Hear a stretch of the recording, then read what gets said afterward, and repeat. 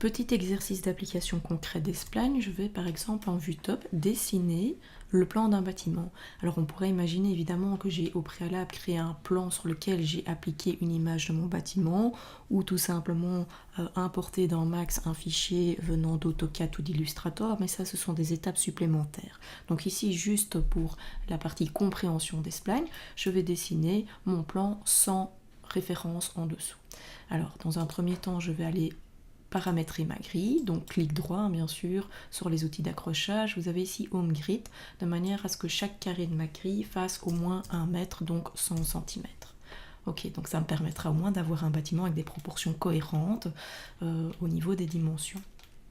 Alors je vais donc chercher mes outils spline, hop, qui se trouve ici, l'outil ligne, et je vais bien sûr m'accrocher au niveau de ma grille. Donc là, si par exemple je démarre ici et que je compte le nombre de carrés, je peux déterminer le nombre de mètres que j'ai au niveau de la façade de mon bâtiment.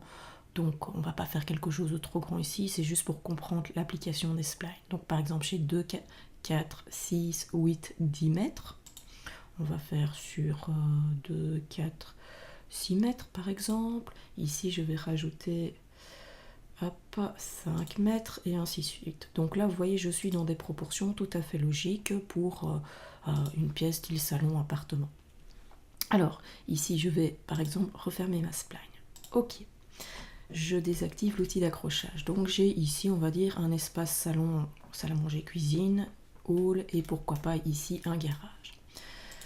Alors, lorsqu'on trace des plans comme ceci, l'avantage des splines, c'est que si on souhaite tout à coup modifier son plan, on peut sans problème rajouter un point, de nouveau en utilisant l'outil d'accrochage, pour dire, tiens, oui, ici, j'aimerais bien rajouter, pourquoi pas, une pièce ou une fenêtre. Alors attention, toujours vérifier l'accrochage, vous voyez, parce qu'ici, il se met au centre, donc j'ai un peu du mal à accrocher mon point. Ok, et je vais comme ceci... de manière manuelle, déplacer certains points. On peut également travailler de cette manière. Ça ne pose aucun problème. Donc vous voyez, vous pouvez y aller. Toutes les méthodes sont bonnes. À vous de décider votre technique. Donc je peux rajouter une pièce. Mais ce qui est intéressant surtout, c'est que je peux, si je le souhaite, me dire, tiens, ici je vais créer une petite véranda ou une petite verrière avec des vitres courbées. Donc je me place sur mes points, je fais un clic droit et je me mets en Bezier corner. De cette manière, je vais pouvoir en effet me placer ici pour créer, pourquoi pas, une petite courbe sur lesquelles je pourrais par la suite mettre des fenêtres. Donc, hop, faire ceci évidemment en éditable poly avec des éléments 3D directement, c'est très complexe avec les techniques que vous aviez vues jusqu'à présent. Donc voilà, j'ai un petit coin ici agréable. Alors, je réfléchis, il faut savoir que ici, si je convertis directement ceci avec une extrusion, comme on l'a vu précédemment, qu'est-ce qui va se passer? Je vais tout simplement avoir un énorme bloc, donc je vais regarder en perspective, un énorme bloc ici, massif. Moi, je ne veux pas obtenir ce genre de choses, donc on va partir sur 2,50 m de haut. Voilà, moi ce que je veux, c'est avoir les murs de mon bâtiment, donc je veux une épaisseur. Et je veux également, si j'appuie sur F4, déjà avoir la découpe de mes fenêtres. Vous voyez qu'ici, j'ai une ligne qui est extrudée à chaque vertex. Donc à chaque fois que j'ai un point, j'ai une ligne extrudée. Ici, on voit les différentes courbes qui sont déjà présentes parce qu'il a besoin d'interpoler pour créer la courbe. Donc j'ai à chaque fois des lignes pour créer la courbe. Donc, ce que je vais faire, avant de mettre l'extrude, je vais anticiper un petit peu le travail et je vais rajouter des points sur ma ligne pour positionner les futures portes et fenêtres. Donc, outil d'accrochage ou pas, c'est vous qui voyez. Je peux dire par exemple ici, voilà, je vais créer une porte d'entrée qui fait à peu près 1 mètre. Alors ici, je veux une grande baie vitrée, j'en veux une seconde ici et ainsi de suite. Donc ici, je peux également une grande ouverture pour un futur garage, etc., etc. Donc encore une fenêtre ici, ok. Lorsque je termine, je désactive mes outils. Donc je place d'abord les points pour positionner les ouvertures. Pour ensuite pouvoir créer une épaisseur à mon objet, on l'a vu précédemment, on va utiliser l'outil Outline. Alors pour ceci, n'oubliez pas, il faut être en spline et pas sélectionner l'entièreté de vos segments, sinon l'Outline n'est pas activé. Donc je me mets en spline, je me positionne et avec l'outil Outline, alors soit vous le faites manuellement, mais là le problème c'est que vous ne connaissez pas l'épaisseur de votre mur et pour l'instant j'essaye de travailler à l'échelle. Donc ce que je vais faire, c'est je vais encoder une valeur de moins 25 cm pour mon mur. J'ai donc un mur de 25 cm d'épaisseur. Ok. Je peux maintenant, vous voyez, extruder, puisque en faisant l'outline, les points que j'avais positionnés au niveau de mes fenêtres sont répercutés au niveau de l'épaisseur de mon bâtiment. Donc les points sont à chaque fois positionnés pile en face. C'est parfait. Si je regarde maintenant dans mes différentes vues, donc j'ai bien travaillé en vue du dessus, la maison est bien à plat sur mon sol, je peux maintenant chercher mon extrusion. Alors, je ne vais pas faire un bevel ici parce que casser les arêtes d'un bâtiment n'a pas trop de sens vu la taille de l'objet au final. Donc un extrude suffira. Hop, dans la liste des modifieurs, et je travaille sur une hauteur, on va dire de 2,80 m pour la hauteur de mon bâtiment.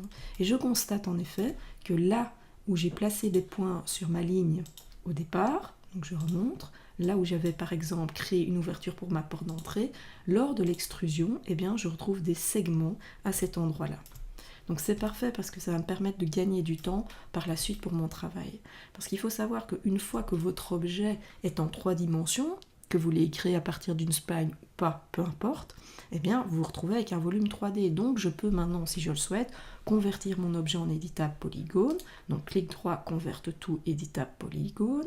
Ou alors tout simplement aller chercher dans l'éditer modifieur un modifieur de type edit poly pour pouvoir ici avoir accès à mes outils de modélisation. Alors l'intérêt de mettre ici un modificateur edit poly, c'est tout simplement parce que si par après vous voulez récupérer votre plan, ben vous avez toujours votre ligne qui est ici avec l'extrusion pour modifier la hauteur. Donc c'est toujours bien, si on le souhaite, de garder la hiérarchie de votre travail pour pouvoir revenir en arrière. Alors l'intérêt d'être en edit poly ici, c'est si par exemple maintenant je regarde dans mes différentes vues et en vue de face je me dis ben voilà, je veux découper des portes et des fenêtres, eh bien je vais sélectionner pourquoi pas toutes les verticales de mon bâtiment, faire un petit connect. Alors hop, je vais chercher dans mes settings un double connect. Je rappelle que vous utilisiez ou pas la barre ici au-dessus, c'est votre façon de faire, peu importe la méthode que vous utilisez. Donc moi je vais la réduire pour gagner un petit peu de place. Et je place ici déjà 2 segments pour mes futures portes et fenêtres. Je valide. Alors, imaginons ici, je veux une fenêtre, j'ai mes verticales, et bien je peux prendre le polygone qui se trouve d'un côté, j'appuie sur la touche CTRL, je prends le polygone qui se trouve de l'autre, et pour relier 2 polygones, un simple bridge, et vous avez créé votre ouverture. Donc l'avantage du bridge, c'est que je ne fais pas delete, parce que si vous faites delete, eh bien vous avez un trou ici et on ne voit plus l'épaisseur de votre mur. Tandis que le bridge va relier les polygones correctement et donc j'ai une ouverture parfaite. Donc porte d'entrée, là par contre je vais prendre ces 2 parties ici et je fais mon bridge. Je vérifie, tout est bon. Maintenant attention à un petit détail, vous ne le voyez peut-être pas directement, mais il a créé un polygone ici sur le bas de ma porte qui touche le bas de mon bâtiment. Donc dans ce cas-là, il vaut mieux supprimer les polygones qu'on ne voit pas au final. Donc je fais carrément delete pour supprimer le bas de mon bâtiment. Et vous voyez, il avait bel et bien créé ici un polygone. Donc ce qui est toujours dangereux, c'est d'avoir des polygones qui se touchent. Donc ceci, même chose, delete pour avoir une vraie porte, une véritable ouverture. Et je peux comme ça travailler toutes mes ouvertures, donc mes 2 grandes baies vitrées qui donnent à l'arrière sur mon jardin. Vous voyez, on peut toutes les faire en même temps. Bridge, je ne suis pas obligée de faire une à une, et donc à chaque fois je supprime. La porte de garage, grande porte de garage, même principe, je prends et je fais mon bridge. Donc vous l'aurez compris, les splines sont quand même pratiques, parce que si j'avais dû faire ce bâtiment avec simplement en mode polygone, c'est tout à fait faisable. J'aurais pu, par exemple, venir ici, créer une boîte, alors avec des proportions évidemment correctes. Donc je vais démarrer ici sur une boîte d'une épaisseur de 25 cm, comme mon mur, sur une hauteur de 2,80 m. Ok, et pour les dimensions, là de nouveau peu importe, puisque une fois converti en éditable polygone, je peux tout simplement repositionner mes points par rapport à ma grille si je le souhaite. Maintenant la grosse difficulté, c'est lorsqu'on doit faire ici un angle pour passer vers le garage. Dans ce cas-là, que faut-il faire? Il faut commencer à travailler avec des extrusions. Donc par exemple, j'appuie sur ALT pour désélectionner et je sélectionne uniquement ce polygone-ci. et je fais une extrusion. Alors là, une extrusion de 25 cm, puisque c'est l'épaisseur de mon mur, et je valide. Je prends ensuite le polygone qui est ici, Alt pour à chaque fois désélectionner les autres polygones, et j'extrude, et imaginons, je ne sais plus combien j'ai fait, par exemple 6 mètres pour le salon, et je valide. J'en rajoute un de 25, ok, et je valide pour pouvoir à chaque fois avoir la petite épaisseur qui va me permettre d'extruder le mur suivant. Alors vous voyez que ça prend un petit peu plus de temps à travailler. Alors d'autant plus lorsque je vais arriver dans la partie ici que je vais devoir courber, eh bien si je dois faire ma courbe ici, ça va être un peu plus complexe. Donc je vous montre, extrusion, 25 cm, je valide. Alors je regarde, là je repars un petit peu. Donc je reprends le polygone qui est là et je désélectionne ce dont je n'ai pas besoin. Alors pour les dimensions, on ne fera pas tout à fait juste, hein, mais de nouveau c'est le principe. Et 25 cm, je valide. J'arrive maintenant à la partie où je vais aller tout droit et puis courber. Vous voyez déjà le temps que je mets rien que pour faire ceci. Hein. Alors qu'en spline, ça a été relativement vite. Donc là, je vais faire par exemple, on va dire 2,50 m. Je valide. Puis j'en fais un second de 25, toujours pour avoir une épaisseur exacte. Et là, on est parti sur l'extrusion où je vais devoir commencer à courber. Alors il faut savoir qu'on peut faire une extrusion et sans valider définitivement notre extrusion, en même temps faire une rotation de l'extrusion. Vous voyez? Donc je peux comme ça faire une extrusion, appuyer sur plus pour en faire une seconde et faire pivoter progressivement tout en faisant des déplacements mes points. Donc c'est tout à fait faisable, c'est intéressant de savoir le faire, mais de nouveau ça prend beaucoup de temps. Je valide. Imaginez pour faire la courbure correcte dont j'aurais besoin. Alors on peut évidemment faire un cylindre et essayer de venir le rattacher. Donc se dire, tiens, ben oui, si je fais pas un cylindre, je vais plutôt faire un tube. On pourrait se dire, je vais faire un tube avec une épaisseur. Hop, alors de nouveau, je dois mettre mes paramètres pour qu'au moins la hauteur soit identique. Et je dois essayer d'obtenir ici des valeurs correctes pour avoir une différence de 25. Donc là, je commence déjà à chipoter. Je pourrais le convertir en éditable polygone. Essayer de venir le positionner, supprimer ce dont je n'ai pas besoin pour ensuite venir rattacher ceci à mon mur. Donc comme on l'a vu, hein, vous avez les outils attache que ce soit en éditable poly ou spline pour attacher vos éléments entre eux. Alors attention, avant d'attacher, je vais peut-être supprimer ici ceci, les points qui se trouvent ici pour pouvoir attacher correctement mon cylindre à ceci. Ok, maintenant c'est attaché, mais on n'oublie pas que les points ne sont pas soudés et que si on veut souder correctement nos points, il faut éviter d'avoir des polygones en vis-à-vis. Donc si par exemple, je sélectionne les polygones qui sont là, je vous montre. Ici, il faut éviter que ça se touche. Donc vous voyez comme ça devient très laborieux, très compliqué, très pénible, alors que les splines m'ont permis d'aller très vite. Donc évidemment, chacun a sa technique. Mais ne vous dites pas que les splines sont tellement simples que forcément c'est un outil qui ne sert à rien, que du contraire. Alors je peux faire des bâtiments, mais je peux faire plein de choses. Notamment dans mon image de référence, on voit que j'ai mis des tuiles sur mes bâtiments. Eh bien, je peux par exemple créer le profil de ma tuile, toujours en spline. Donc je vais créer par exemple un cercle. Ok. Je convertis en éditable spline.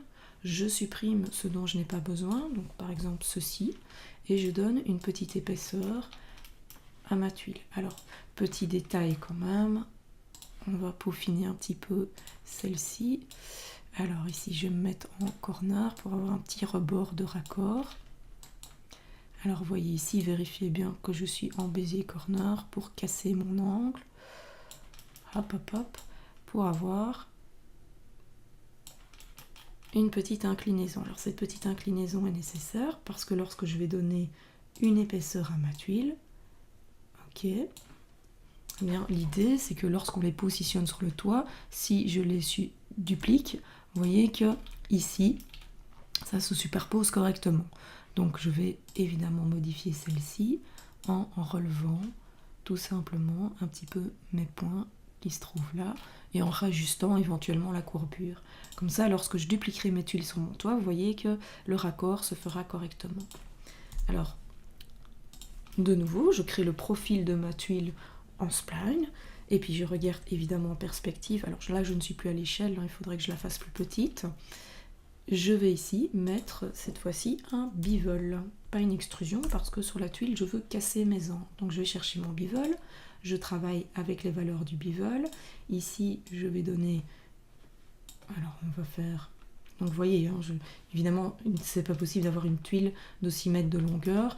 Donc de nouveau, c'est vraiment juste pour l'exemple. Je rajoute une petite épaisseur ici à l'avant. Donc je regarde, on va se mettre par exemple à 3. Une petite épaisseur à l'arrière. Alors ici, je vais travailler dans des valeurs positives parce que sinon ça va poser problème. Donc l'épaisseur ici est bonne et ici aussi. Ok, je vais casser mes arêtes en mettant les mêmes valeurs et ici une valeur négative pour avoir mon tir enfoncement. Et j'ai comme ceci un objet qui peut me servir de tuile. Alors, libre à vous après de dupliquer cet objet en utilisant l'outil Tools Array pour faire toute une toiture de bâtiment. Maintenant, on n'est pas obligé de faire des tuiles françaises, c'est-à-dire arrondies, on peut faire des tuiles plates, mais les splines fonctionnent très bien. Idéalement, de nouveau, c'est d'aller voir des références et des images de tuiles pour pouvoir le reproduire. Donc, entraînez-vous un petit peu à créer des objets en spline, à créer des volumes 3D, sans oublier que par après, une fois que la spline est créée, c'est comme si vous aviez créé votre objet manuellement, et donc vous pouvez revenir en éditable poly pour ensuite éventuellement vous dire, bah tiens, je vais modifier mon objet, je vais l'incliner, etc., etc. Je suis revenue sur le bâtiment que j'ai créé tout à l'heure. Je l'ai renommé mur et je souhaite maintenant créer un sol qui suive parfaitement le bord de mon bâtiment. Donc pour créer un sol, si je veux que ça suive parfaitement le bord, je ne vais pas prendre un plan comme ceci, revenir en perspective et dire voilà j'ai le sol de mon bâtiment, parce que là vous avez le sol de votre salon qui déborde dans votre jardin. Donc ça, ce n'est absolument pas correct. Donc pour avoir un sol qui suit parfaitement le contour de mon bâtiment, idéalement je dois récupérer le contour de ce bâtiment. Alors, il y a différentes manières de procéder, mais en l'occurrence ici, je vais travailler avec les splines. C'est tout l'intérêt d'avoir conservé ici l'outil Line et de ne pas avoir converti l'objet directement en éditable polygone et d'avoir travaillé en edit poly, c'est que je peux récupérer ma spline de départ. Alors pour ce faire, je vais dupliquer l'objet sur lui-même. Pour dupliquer un objet sur lui-même, il est sélectionné, j'appuie sur les touches CTRL-V et l'objet est dupliqué. Je travaille bien en copie et pas en instance parce que je crée deux objets différents. Je renomme sol et je valide. Je me retrouve maintenant dans ma scène, ici avec deux objets identiques. Alors je vais masquer mon mur et travailler uniquement sur le sol. Ici le sol est bien sélectionné, j'enlève l'edit poly et j'enlève l'extrude. Me voilà avec mon plan de départ. Pour bien le voir, je me place en vue du dessus et je supprime tout ce dont je n'ai pas besoin, à savoir l'épaisseur de mon mur, donc ça je supprime, les points ici qui me permettaient de créer les ouvertures de mes portes et mes fenêtres, je n'en ai plus besoin, donc delete également, puisque je veux juste récupérer un sol, quelque chose de plat. J'ai donc ici la forme de mon sol à plat, en vue perspective. Cependant, lorsque je fais un rendu, je rappelle que je suis sur une spline et donc je ne vois pas ici mon sol. Donc pour le voir apparaître, on ne va pas aller chercher un extrude ni un bevel, je vais directement mettre un edit poly sur mon objet. Le fait de mettre un edit poly sur une spline fermée va vous permettre de récupérer un principe de plan, mais ayant la forme de votre spline. Donc là, c'est tout à fait correct. Si maintenant je réaffiche mon mur, vous voyez très facilement, j'ai un sol qui suit la forme de mon bâtiment. Je veux maintenant faire le plafond, alors je peux faire un shift déplacement pour venir créer mon plafond, ok, en instance, et l'appeler plafond. Alors pourquoi en instance? Tout simplement parce que si le sol change de forme, il y a une grande chance que le plafond suive. Maintenant, le problème de faire ceci, c'est que si vous n'êtes pas attentif, je vais surélever mon plafond pour que vous le voyez bien, c'est qu'en réalité, votre plafond sera transparent. Pourquoi? Parce que les polygones ne sont pas visibles des deux côtés. Si vous regardez dans Max, ici, vous allez voir qu'en réalité, mon polygone, il est visible sur le dessus, mais pas dans l'autre sens. Donc lorsque c'est en noir, ceci, ça montre que votre polygone est invisible. Alors, il y a possibilité également de l'afficher en faisant un clic droit, propriété de l'objet, et vous avez le backface scaling qui se trouve ici, backface skew, j'active et je fais OK. Ça vous permet d'avoir dans Max l'affichage réel que vous aurez au rendu. Et donc si un polygone, vous voyez, est transparent, ben, je vois qu'ici il l'est. Et donc ça évite parfois les erreurs. Donc ça, c'est à vous de voir si vous travaillez avec cet outil activé ou pas. Mais donc en l'occurrence, si je me mets dans ma pièce, ben, je verrai au travers de mon plafond. Donc je dois en retourner mon objet pour qu'il soit dans le bon sens. Donc ici, je vais tout simplement faire un miroir sur l'axe des Z, à savoir la hauteur, mais sans faire de copie. Donc je retourne simplement mon objet et je fais OK. J'aurai donc, vous voyez, comme ceci, mon plafond qui sera dans le bon sens. Alors pensez que vous avez le backface queuing qui est activé, donc si vous souhaitez le désactiver, vous revenez dans les propriétés de l'objet, un clic 3, et vous le désactivez ou l'activez selon vos besoins. Je fais OK. Alors maintenant, je dois positionner mon plafond correctement par rapport à mes murs. Alors là, soit vous vous mettez en vue de face et vous le faites manuellement, donc vous venez placer votre plafond comme ceci. Maintenant, si vous les aimez travailler avec de la précision, vous pouvez très bien utiliser les outils d'alignement de Max. C'est un peu plus fastidieux, mais au moins ce sera propre. Alors, pour les outils d'alignement, je vais ici au-dessus, à côté de miroir, vous voyez, je laisse ma souris, il est marqué Aligne, et je clique sur Aligne. Attention, vous avez un objet sélectionné, il faut lui dire sur quoi vous souhaitez l'aligner. Donc une fois que l'outil est activé, je clique évidemment sur les murs de mon bâtiment et j'ai une fenêtre de dialogue qui s'ouvre qui va me permettre de choisir sur quoi je souhaite aligner mon objet. Alors vous voyez, vous pouvez choisir les axes, un ou plusieurs axes en même temps, à vous de décider. Ici en l'occurrence, je vais travailler sur l'axe des Z, à savoir l'axe de la hauteur. Donc j'active uniquement Z. Alors vous avez ici l'objet courant, c'est-à-dire l'objet qui était sélectionné au départ, à savoir mon plafond. À partir de quoi souhaitez-vous l'aligner? Sur la base, son centre, par rapport à son point de pivot, ou sur le dessus? Alors ici en l'occurrence, moi je vais prendre la base de mon plafond. L'objet cible, donc target c'est cible, c'est-à-dire l'objet sur lequel je veux l'aligner, c'est mes murs. Alors sur quoi je souhaite aligner mon plafond? Sur le bas de mon mur, vous voyez, il va se mettre en dessous de mon mur, par rapport au centre, donc ici, par rapport à son point de pivot, donc tout dépend où est positionné votre point pivot, ou le maximum, c'est-à-dire par rapport au dessus du mur. C'est très bien comme ça, je fais OK. Et j'ai donc maintenant un plafond parfaitement positionné.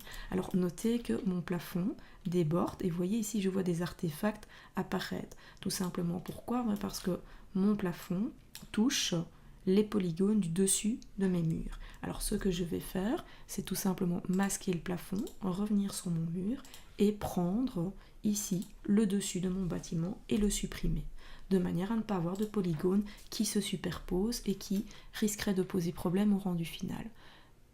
Je vois que j'ai mal nommé mon plafond, donc hop, je vais le renommer avec un F, c'est mieux. Et voilà. Vous avez maintenant donc un bâtiment, je peux rentrer à l'intérieur pour venir me positionner correctement. On verra par la suite qu'on peut placer des caméras et j'ai donc modélisé l'intérieur d'une pièce très facilement grâce aux outils Spline.